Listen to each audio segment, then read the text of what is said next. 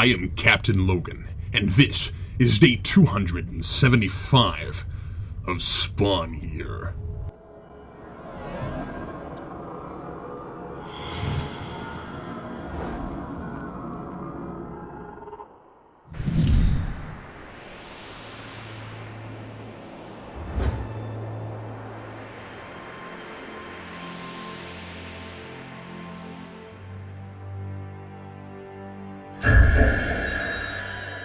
Today I was very nearly eaten away by my new dreaded acidic weakness Coca-Cola in my latest combat training session with Tiny Adam West and his overbearing and relentlessly aggravating punk lackey, stocky Frank Miller Batman.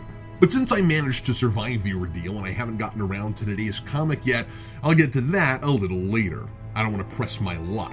Apparently Tiny Adam West, or whoever's choosing the order of these comics these days, decided I needed yet another reprieve from the truly bizarre story I finished yesterday from the main Spawn comic. And I'm back once again to Spawn the Dark Ages, a book that I thought had really lost its way under Steve Niles. But I must say, while it's not a home run, this issue surprised me in comparison to the last one.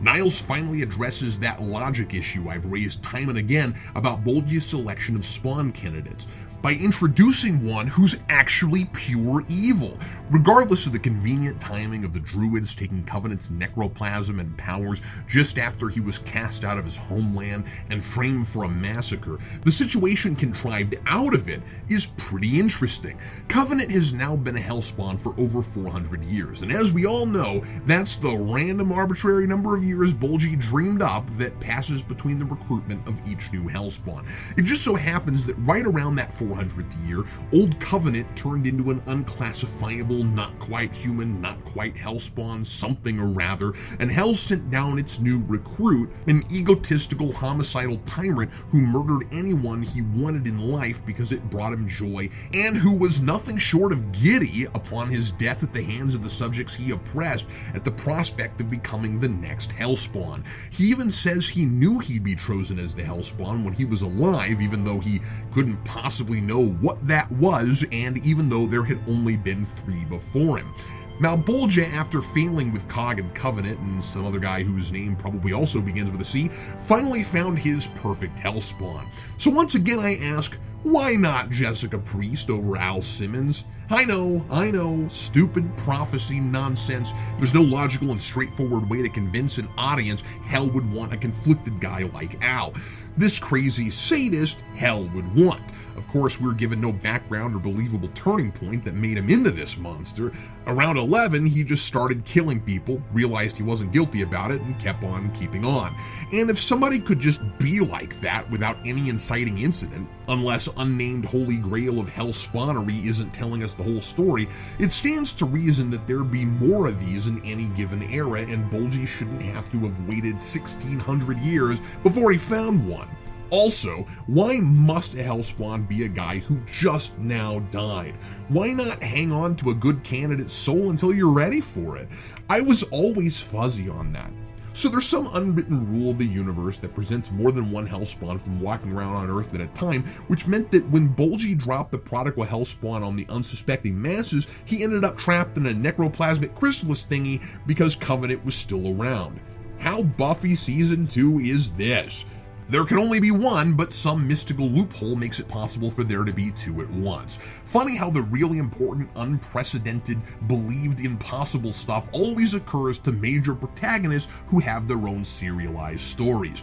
This scenario is a little less fun than the 2 Slayers situation though, because while the notion of a Hellspawn pitted against another who truly wants to work with Hell and hopes to bring a real apocalypse to the world is interesting and could make for a riveting redemption story, born out of evil only to choose good and use that origin to destroy evil since this guy is trapped in a gooey stasis bubble, all Covenant has to do is impale the helpless psychopath and problem solved. There's a lot of big talk about how Covenant is declaring war on Hell with this act, but whatever. Bulgy has done almost nothing to threaten or control his Hellspawn in 400 years, and maybe if this stirs the hornet's nest a bit, we'll get a little action to look at in this kinetically driven medium. Even when Bulgy did seem to maybe be throwing something at Covenant, it was left totally ambiguous as to whether it was really him. Niles never revealed who decimated Covenant's village. I'm neither confident Hell was involved, nor that we'll ever know who was responsible. Just because your protagonist chalks unfortunate results up to fate doesn't mean it wasn't happenstance, especially if neither he or the reader has enough information to draw any conclusions. And even the weird loopholes are based in totally arbitrary laws of nature. Covenant has no necroplasm in him. Why does he still count as a Hellspawn, but Cagliostro doesn't? They can both exist on Earth simultaneously. Something about Cog having rid himself of his curse. I don't know what that means if Covenant hasn't done the same, considering Bulgy sure isn't concerned with Covenant's curse any longer. According to this, Bulgy didn't even know Covenant was still around. How is that even possible? The way he pointed and laughed at every move Al Simmons made? I mean, did he install a crystal ball or a viewing globe sometime between the 1300s and 1992? Maybe it's the lack of necroplasm, but if Covenant's still cursed, it stands to reason Malbolgia would at least still know he's on Earth. But at the very least, this one was more enjoyable to plod through, even if it was wholly skippable and full of logical holes. And now I'll regale you with the tale of how I was almost riddled with more actual holes. First, Tiny Adam West returned with another 2-liter of Mountain Dew. While I was once the dog begging for scraps and made to do degrading tricks for my supper, I'm now the fatted calf, kept plump and satiated for the impending slaughter. Though it means I must resign myself to the vulnerability of addiction, I'm doing what I'm told, and that's keeping my veins fully pumped with Mountain Dew. All this mumbo-jumbo about an epic war between the secretly celestial entities of Coke and Pepsi for control over mankind via the addictive substances of their respective soft drinks means nothing to me. Although, if it turns out there's actually something to it all, it could explain a lot about modern society. To get to day 365, I need Mountain Dew, and to get that, I have to train with Tiny Adam West and his infuriating lieutenant, stocky Frank Miller Batman. Why Pepsi's cosmic military leaders are all Batman, I couldn't tell you, except to say that everything about Spawn here is Looney Tunes, and I'm just going with it. I guess throwing random mundane items at me is beneath the stature of the great and almighty Tiny Adam West, and that's why he's got this mouthy, self-righteous thug to do it for him. From the moment I laid eyes on this guy, I hated him. He gave me no instructions or anything. Just started pulling the goofiest things out from beneath his cape a la Mary Poppins and started pelting me with them. Every time he hit me with something, he insulted me, just going on and saying the same things over and over again. You're a punk. You're sloppy. You're undisciplined. You're a punk. You're undisciplined. Oh my freaking god, it's worse than getting bops stuck in your head for 3 days. Okay, I'm undisciplined. I get it. I'm getting deja vu here. Oh man, he's not just Frank Miller Batman. He is that Frank Miller Batman. That explains why his stupid speech kept rubbing off on me. Every time I talked to him, I had this weird urge to say a sentence without the subject and then repeat it with the subject. Throwing stuff. You're throwing stuff.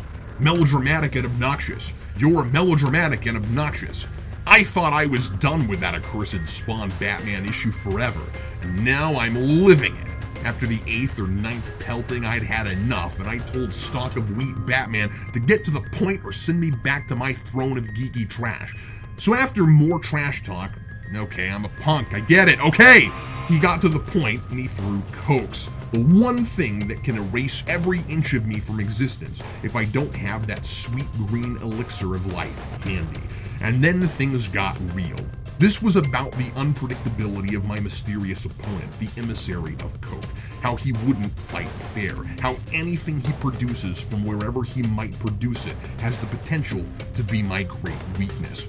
How I cannot afford to get even a single drop on any part of my body. And I realized in horror how completely unprepared I am for this battle that will spell certain doom for me if I lose. After all, one cannot critique comic books if one has no body. Tiny Adam West stood there and listened to Stocky Frank Miller Batman as he berated me, saying I'm not taking my charge seriously, that he should be sent against Coke's champion over me, and calling me every choice word McFarlane felt comfortable publishing in a comic book circa 1994. But it wasn't long before the master reminded the servant who was boss, and Stocky Frank Miller Batman took the message to heart and fell back in line.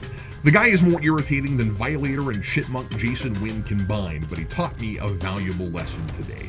You can't allow yourself to get too comfortable in Spawn gear. No matter how familiar it may make my surroundings, I will soon be far outside my element.